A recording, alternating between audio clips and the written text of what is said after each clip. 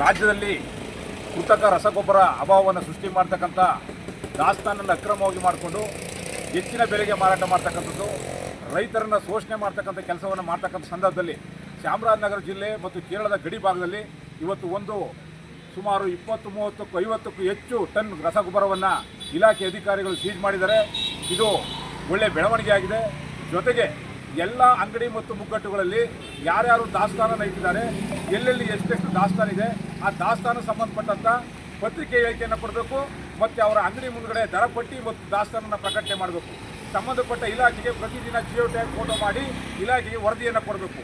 ಅಂಥ ಸಂದರ್ಭದಲ್ಲಿ ಇಂಥ ಅಕ್ರಮ ಚಟುವಟಿಕೆಗಳು ಮತ್ತು ಕೃತಕ ಅಭಾವ ಸೃಷ್ಟಿ ಮಾಡ್ತಕ್ಕಂಥ ತಪ್ಪುತ್ತೆ.